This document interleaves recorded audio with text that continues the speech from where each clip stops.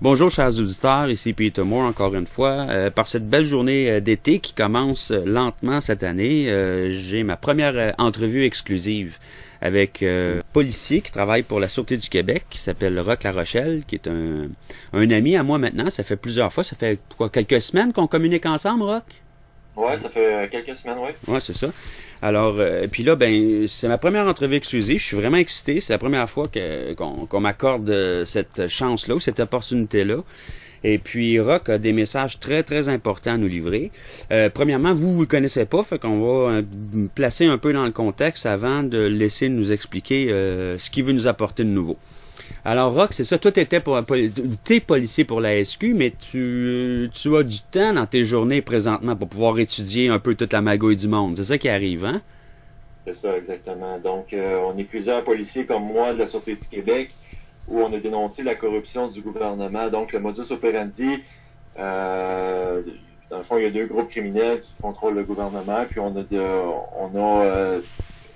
a expliqué dans nos dossiers de police comment que le gouvernement utilise la structure légale et où se trouve la faille dans la structure légale pour qu'ils puissent exécuter leurs crimes économiques. Et puis, c'est ça. Donc, on est tous payés plein salaire à rien faire par, c'est ça, les taxes des contribuables. Puis pourquoi ça? Pourquoi qu'ils vous paient à rien faire?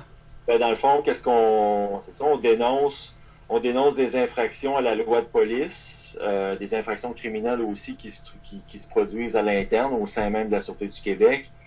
Et puis, vu que le système légal n'est pas constitutionnel, donc le système se retourne contre nous et on devient Des indésirables.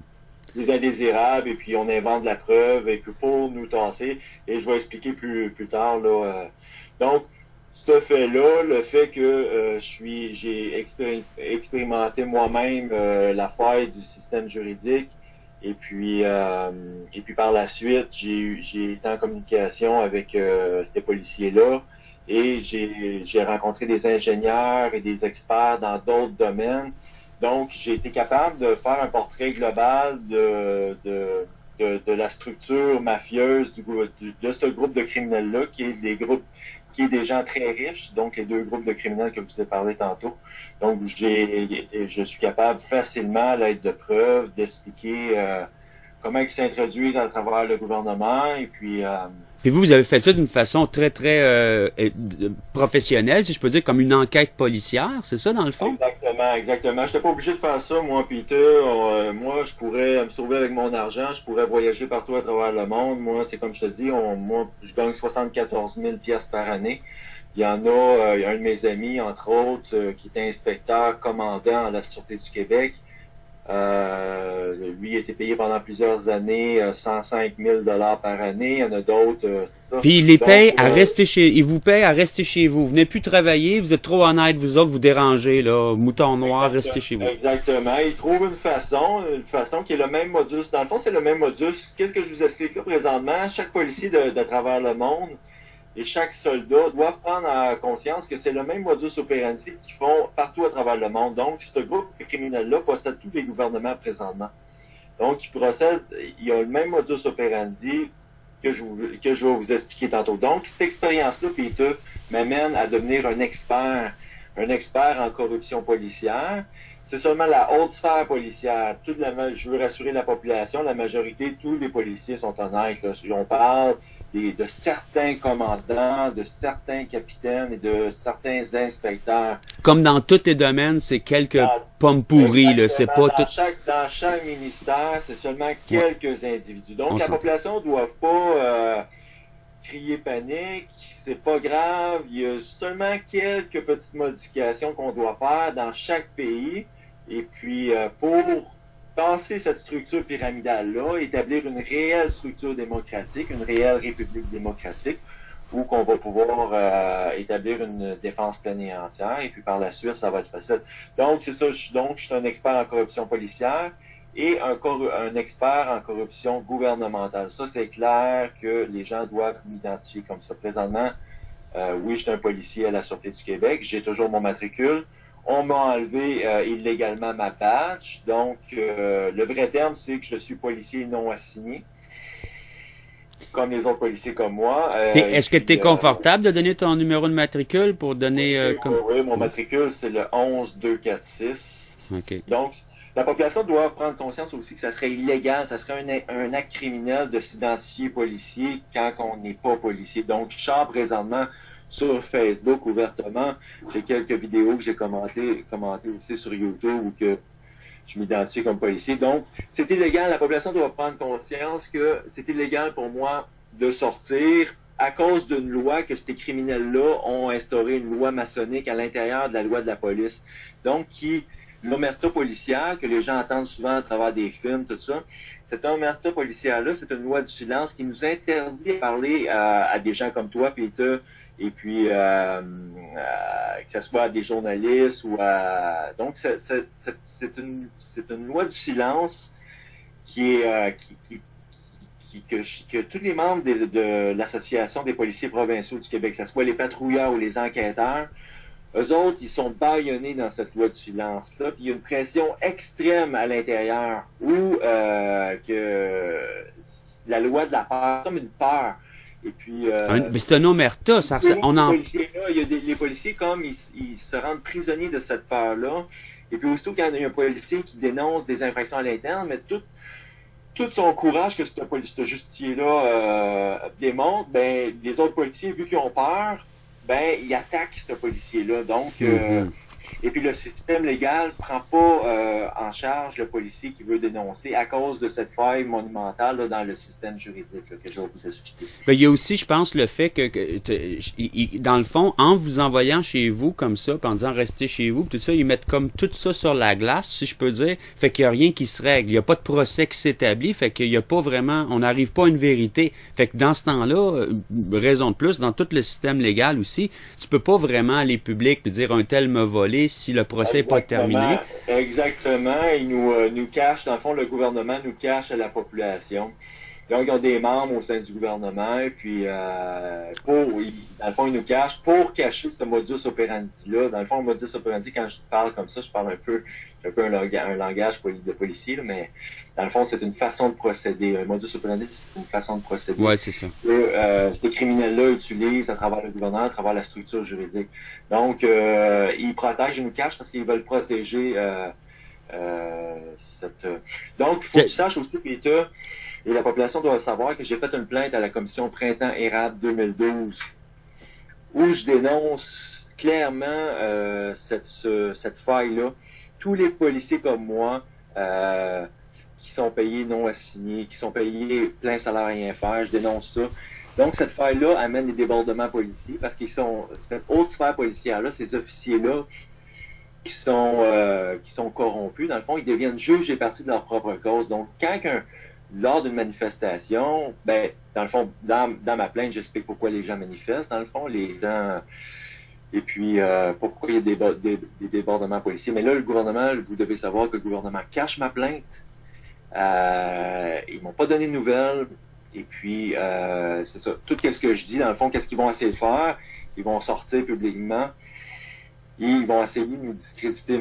Ils vont trouver toutes sortes de raisons. Mais dans le fond, c'est que les gens qui vont venir parler, qui vont essayer de nous discréditer, c'est des porte-paroles de la mafia centrale, dans le fond. C'est ça que vous devez prendre conscience. Puis quand tu dis, attends une seconde, juste pour être clair, là, quand tu parles de mafia centrale, là, tu parles pas mafia italienne ou mafia colombienne, là, tu parles tu parles de gars. Vous devez savoir que par définition, une mafia, c'est un groupe d'individus qui a une position hiérarchique ou monétaire, ou ce qui est capable de se soustraire de la loi. À un moment donné, tu as parlé de loi de police. Est-ce que c'est la même chose que la déontologie, ça? Non, la loi de police, non. La déontologie, c'est ça. Dans votre pays, si vous n'avez pas de code de déontologie, là, vous êtes un petit peu dans le chenoute. Ça établit le droit qu'un policier doit, mettons, un policier ne peut pas avoir de la colère envers un citoyen, ne peut pas utiliser un langage grossier envers un citoyen. Il y a des comportements que le policier doit avoir. Ça, c'est le code de déontologie. Mais aussi qu'un policier commet une infraction criminelle, comme dans une manifestation, le policier qui va poivrer ou qui va pousser, puis il n'a pas raison de pousser. C'est sûr que c'est une autre circonstance, là. Mais mettons, c'est pas un policier de la rue qui va frapper un policier, qui va commettre une infraction, pas un policier, mais un citoyen. Il commet une infraction criminelle. Donc, chaque policier qui commet une infraction criminelle, c'est pas le code de déontologie qui existe. Il existe un autre code qui est la loi de la police. Et c'est vraiment cette loi de la police-là qui s'applique. Donc, vraiment, la faille, la structure légale, une des failles de la structure légale se trouve à l'intérieur du code de la loi de la police. La police des polices, les membres qui occupent cette fonction-là, c'est des anciens officiers de la Sûreté du Québec. Donc, c'est des amis qui jugent des amis. OK. En plus... Puis ils ont leurs propres tribunaux, j'imagine, leur propre cours, ça va pas dans le cours. Écoute ça, Peter. C'est pour ça que c'est une justice hypnotique. C'est une justice qui peut seulement appliquer aux esclaves hypnotiques, ceux qui se trouvent sous le gouvernement. OK.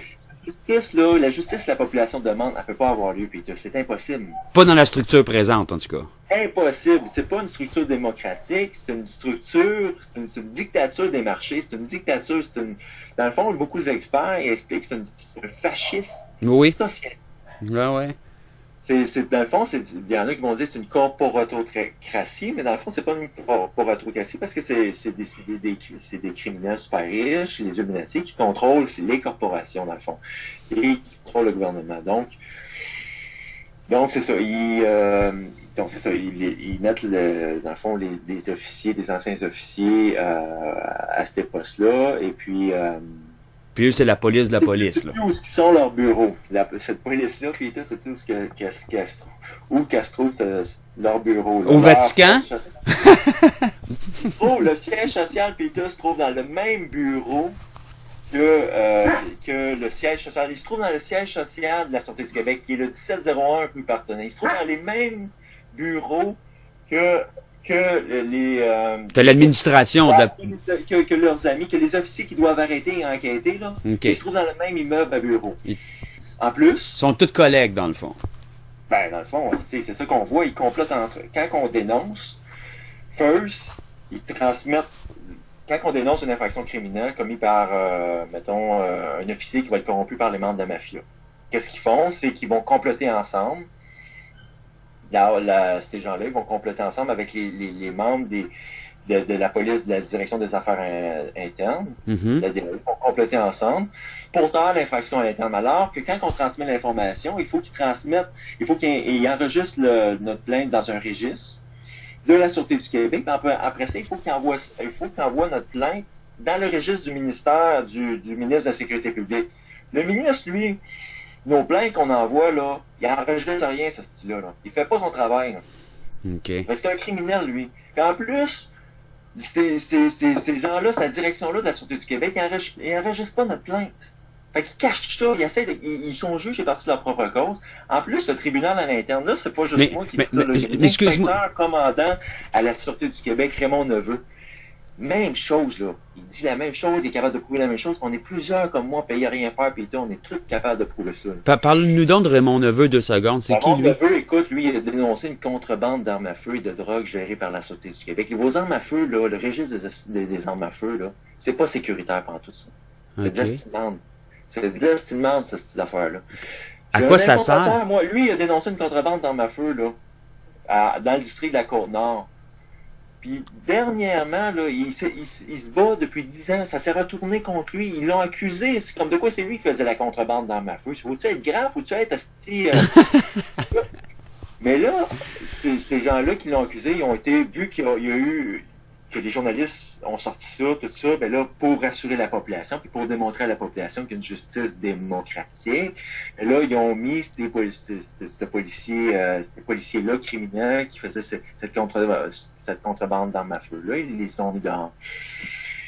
Mais, ils ont continué à attaquer Raymond. Puis ils ont essayé, vu que ce gars-là devrait avoir la médaille d'honneur, puis c'est lui qui devrait être notre directeur de police de la Sûreté du Québec. Ben ouais. Et lui, c'est un héros. Un incorruptible. Non, c'est un incorruptible, c'est un gars extraordinaire. Je l'ai rencontré, tout ça, puis sa femme aussi. Ils ont fait un travail extraordinaire. Ils parlent sur YouTube, ils vous dévoilent ça, cette réalité-là.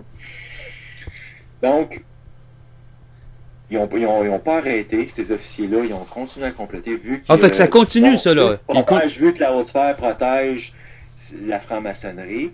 ils ont continué, ils ont essayé à tout, ils voulaient le mettre dehors à tout prix.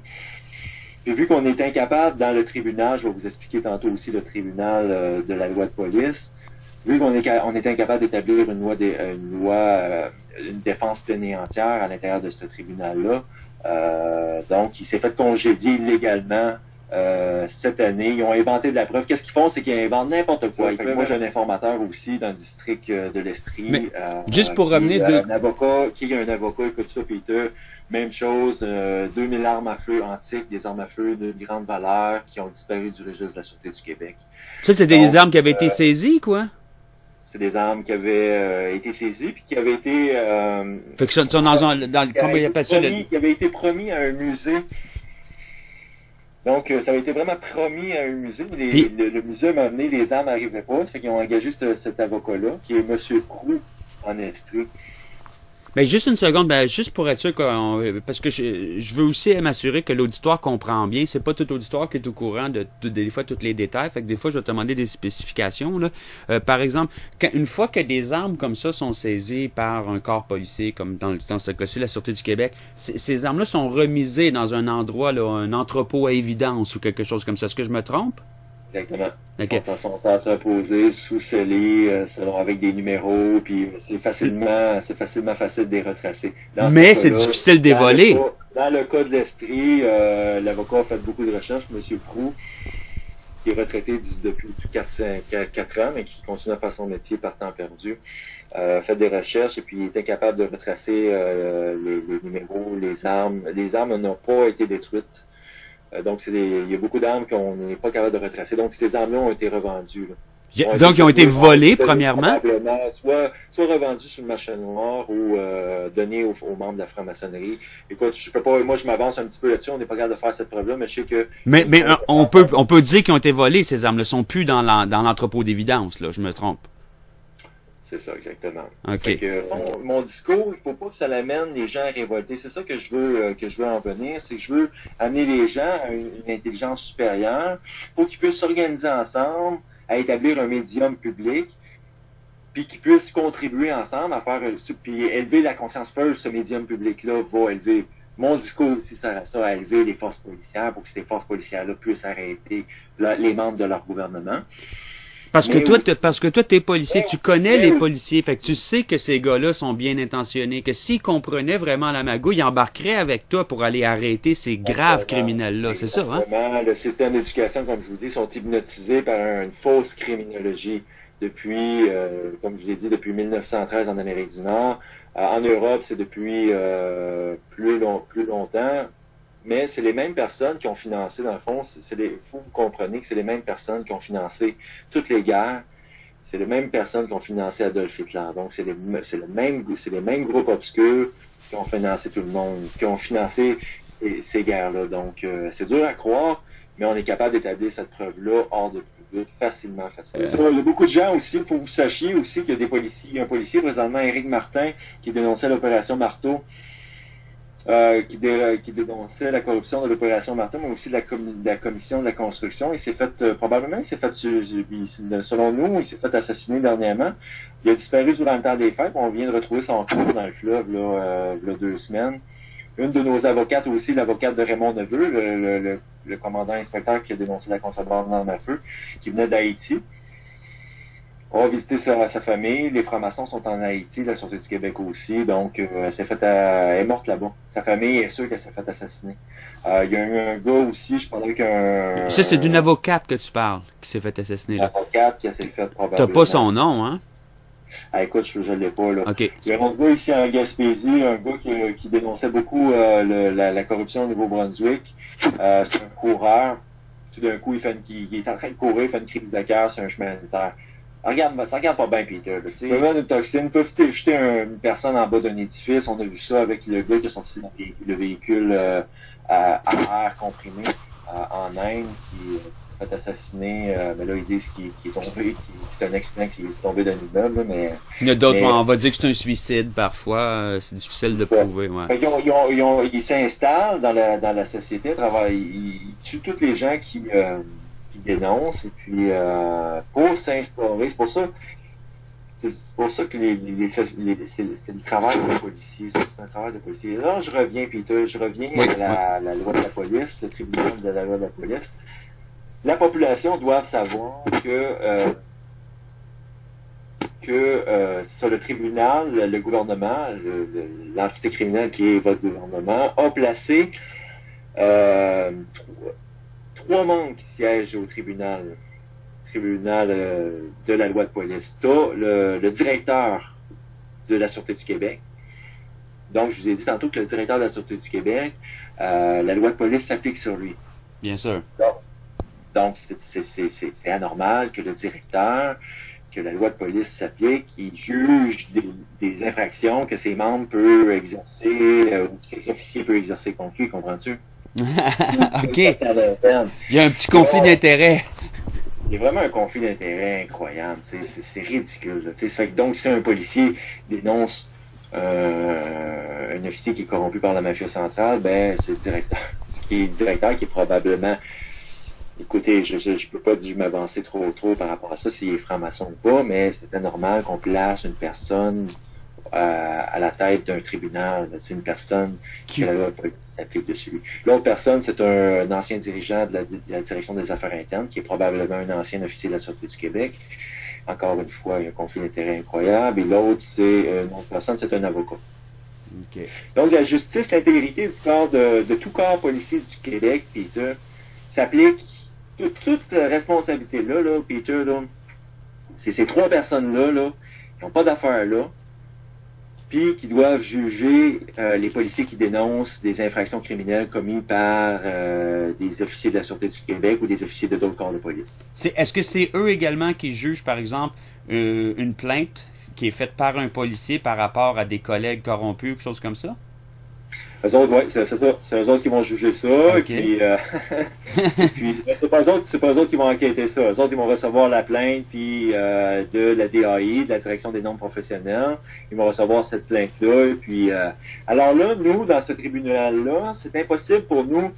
First, la police des polices vont inventer des preuves contre nous, vont inventer des choses. Donc, c'est pas impossible. On est des plaignants, on devient des victimes, dans le fond. Au départ, on est des plaignants, puis après ça, on devient une victime. Ça, c'est partout à travers le monde. Là. Okay. Fait que c'est impossible pour nous d'établir une défense pleine et entière. En plus, à qui tu veux te plaindre? Moi, dans nos dossiers, on a visé le ministre de la Sécurité publique. Puis notre dossier, ce ministre-là, il transmet notre dossier dans les mains de ces officiers-là, de ce tribunal-là, puis il demande de taire l'affaire à l'interne. Mais dans le fond, à qui tu veux te plaindre? Là, si on appelle les médias, impossible. Je suis capable d'avoir des gens qui eux, là, c'est une révélation. Tout ce que tu es en train de parler, pour eux autres, ils sont en train de tomber en bas de leur chaise. Puis les autres, j'ai l'impression que toutes les sociétés d'État présentement, surtout ceux qui diffusent à travers la télévision, sont tous, ils ont tous été achetés. Puis les membres, il y a des membres, on peut faire l'hypothèse, je dis pas que c'est ça la réalité, mais on peut faire l'hypothèse facilement que ceux qui dirigent ces sociétés de médias-là, c'est des membres de la franc-maçonnerie et des Illuminati. Ça expliquerait pourquoi ils tiennent toujours le même discours. Quand tu regardes des nouvelles à Radio-Canada, c'est les mêmes nouvelles que... Oui, écoute, le but dans le fond, cette mafia centrale-là, c'est des terroristes. C'est vraiment des terroristes qui ont des objectifs de génocide et puis qui font des génocides. Il y a de l'eugénisme qui se produit présentement.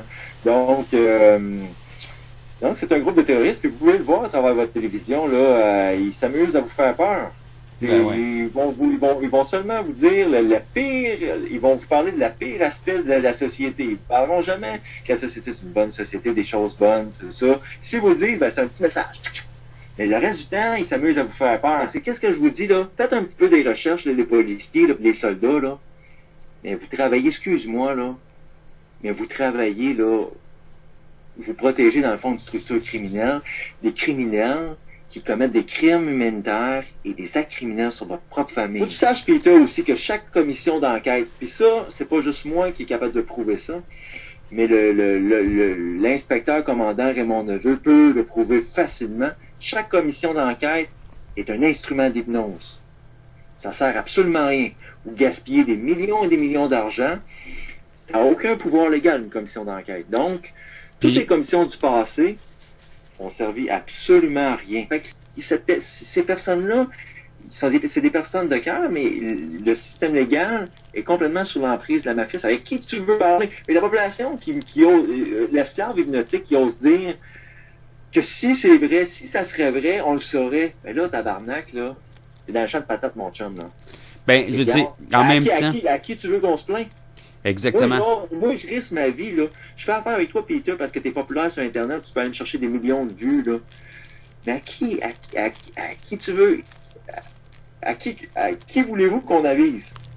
Le gouvernement là se rend victime de gangstérisme. C'est une entité criminelle qui se rend victime de gangstérisme, Peter. Ça, c'est clair. Ouais. On peut facilement faire la preuve de ça. C'est pour ça que cette conversation qu'on a présentement, Peter, c'est une plainte de gangstérisme, mais aussi c'est une plainte de crime à l'humanité que je fais au tribunal international. C'est important, là. C'est très important qu'est-ce qui se passe, parce qu'il y a des choses très graves qui se passent. Bien sûr. Très, très graves. Je pense qu'on en a toute conscience. Les policiers qui m'écoutent, là, il va y avoir plusieurs. Puis si vous avez des policiers dans votre famille, là, transmettez, s'il vous plaît, transmettez ces informations-là à vos amis, à votre famille qui sont dans la police. Transmettez ça. Que partout où vous vous trouvez à travers le monde, les gens doivent savoir ça. Ouais, l'armée aussi, les soldats aussi, on a besoin de tout le monde. Les soldats doivent savoir que des amis. Je voulais parler d'un policier comme moi qui se bat depuis 15 années. On a parlé du syndicat. J'aimerais ça que tu inclues ça suite au syndicat, notre discussion reliée au syndicat. Ouais. Son nom, c'est Michael Gentleman. Michael Gentleman. C'est un nom à se rappeler. C'est un homme dont sa famille, c'est une famille qui a immigré. Je sais pas c'est quoi son origine raciale. Michael, il a un accent un petit peu français. Il est sur YouTube. Il a fait Poirier, le journaliste, l'a interviewé. Comment il s'appelle? Claude Poirier. Mm-hmm. Ouais. Lui, il a dénoncé ça. Tout qu'est-ce que je vous dénonce là, au niveau de... C'est un des premiers aussi avec nous autres qui a dénoncé ça suite à l'instauration de la loi de la police. Ceux qui dirigent là, les policiers là, de la Sûreté du Québec, les policiers de la Sûreté municipale doivent prendre conscience comment le syndicat, jusqu'à quel point il joue un rôle criminel dans ce plan criminel-là. Mm-hmm. Il aide dans le manque de transparence, puis même finalement dans la corruption. Là. Il est complice. J'avais discuté dernièrement avec un gars tu sais, ils ont protégé mon salaire dans ma situation. Tu sais, ils ont fait quand même un travail, mais tu sais, quand ils m'ont rencontré, ils m'ont dit, Gara, tu as le choix d'accepter. Faudrait que tu acceptes le fait qu'ils te placent inapte mentalement. Je dis, ouais, mais je suis bien correct, qu'est-ce que on est capable de le prouver. Ouais, mais il faudrait que tu acceptes ça. Soit ça, ou tu accepterais le fait d'être non assigné. Je dis, ouais, c'est quoi d'être non assigné? Ben, c'est comme gagner à la loterie. Tu suivrais toutes les conventions collectives, tu aurais ton plein salaire, tu n'auras plus besoin de travailler jusqu'à l'âge de ta retraite, tes 52 ans, puis après ça, tu arrêtes ta pension. Ben, moi, j'ai 26 ans. Et je vois qu'il n'y a personne qui m'aide, là. Je vois très bien, que tout semble corrompu, tu sais. Je me dis, regarde, là, je risque de me battre, il n'y a rien qui va changer. C'est important d'établir un médium public, soit sur Internet, ou à travers des tracks, ou pour que vous puissiez partager l'information véridique aux esclaves hypnotiques. Donc, toutes les informations que je vous partage, tout ça, oui, les policiers vont en prendre conscience, mais si les policiers, ils sont trop prisonniers de la peur, puis ça marche pas, là. C'est important pour vous autres de pouvoir instaurer un médium public, Internet, un genre de télévision Internet, une télévision écrite, où ça va tout le temps, ça va être continuel. Tu sais, donc, il va falloir vous regrouper ensemble, les ingénieurs informatiques, tout ça, et pour bâtir ça, pour pouvoir partager tous ces documentaires-là, les preuves, pour pouvoir que les esclaves qui sont tannés qui sont écœurés, qu'on leur fasse peur dans les autres médiums, qu'on leur compte tout le temps les mêmes choses, qu'ils puissent avoir accès à la vérité. Parce que on est vraiment en période de guerre, ce ne sera pas une guerre d'armes, tout ça, c'est vraiment, d'après moi, ça c'est une révolution tranquille qui va se faire, une révolution de paix, entre la lumière et la noirceur, entre la vérité et le mensonge. Ah oui, c'est déjà commencé. Puis, c'est ça, et puis, pour réveiller un esclave hypnotique, il faut que tu lui présentes les preuves, et puis il faut que tu lui présentes des experts comme moi qui parlent. Donc, de la Fondation, c'est de ce médium public-là, c'est de s'instaurer dans chaque pays pour pouvoir vous enseigner c'est quoi une république démocratique, c'est quoi la structure d'une république démocratique, et puis pouvoir vous enseigner comment la mafia centrale, ce groupe de terroristes-là, comment ils se sont introduits à travers chaque ministère de votre gouvernement. Merci beaucoup, M. Larochelle. J'espère qu'on se revoit bientôt et qu'on va attendre. Vraiment content, Peter. Écoute, que tu m'as fait confiance, parce qu'il y en a beaucoup qui auraient tombé dans une paranoïa, tout ça, mais comme je vous ai dit, je suis un policier, ça serait un acte criminel de dire que je suis policier alors que je suis pas un policier. Ça s'appelle la supposition de personne. Donc, je suis vraiment un policier. Et puis, ça me fait plaisir de pouvoir vous aider, puis de pouvoir aussi aider les policiers à pouvoir effectuer mieux leur travail, les soldats aussi, puis aussi les enseignants au niveau primaire, secondaire et cégep et université, pour pouvoir vous éveiller à cette criminologie-là, cette nouvelle criminologie-là qui est vraiment à jour. Parfait, merci beaucoup. On se reparle sous peu, espérons. Ouais, on s'en parle, Peter. Fais attention à toi, puis continue ton merveilleux travail, hein. Écoute, c'est à cause de toi, tout ça, là. Ah non, ben, j'ai fait ma petite part. Il y a beaucoup d'éléments, mais je veux dire, t'as tellement fait de travail sur Facebook, juste au point de vue du ministère de la mafia au sein du ministère de la Santé, et puis toutes les preuves que t'es capable d'accumuler à travers des experts comme moi qui parlent. Écoute, ça, c'est des informations très précieuses. C'est une recherche, c'est un travail de policier. Là, tu peux même pas t'imaginer. Là, c'est vraiment quelque chose que tu as fait. Puis il faut que tu continues comme ça. Il faut qu'il y en ait de plus en plus sur Facebook qui partagent l'information juridique. Ayez pas peur.